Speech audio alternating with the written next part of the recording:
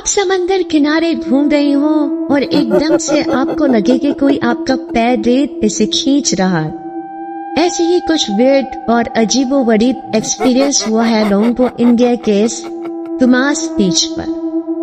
बहुत से लोग तो इस डुमास बीच का मजाक भी उड़ाते हैं और इन बातों पर यकीन नहीं रखते। और आज हम जानेंगे कि क्या ये डुमास बीच वाली कहानी सच है या ऐसे ही मन घड़त।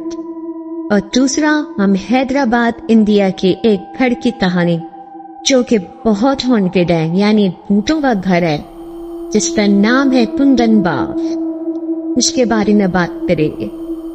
लेकिन ये घर सिर्फ कहानियों में मशहूर नहीं, बल्कि इसमें जो कुछ हुआ है वो सच है और जिसे अभी तक कोई नहीं समझा पाया।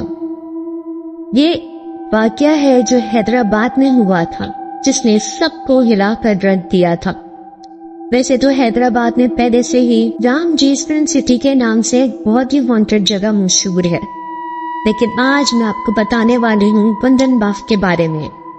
एक नॉर्मल सा घर था और इस घर में एक छोटी सी प्यारी सी फैमिली रहा करती थी। एक बाप, उसकी 2 बेटियां, उसकी बीवी। लेकिन अचानक से हेड ऑफ द फैमिली यानी बाप, पिताजी, फादर घर छोड़कर चला जाता है। फिर इस घर में रह जाती है अकेले मम्मी और वो 2 बच्चियां।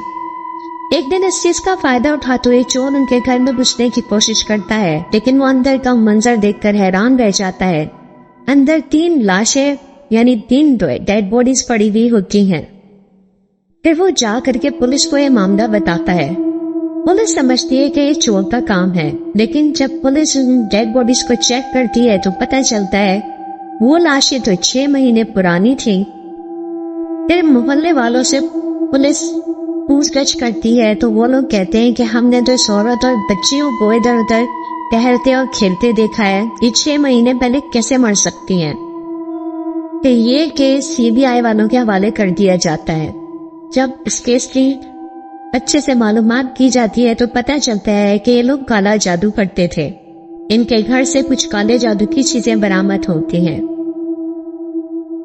शायद ये लोग ये सब करते थे जिसकी वजह से इन लोगों की आत्माएं नजर आती थीं, और वो आदमी इस वजह से वहां चला गया था जो इस घर का हेड था।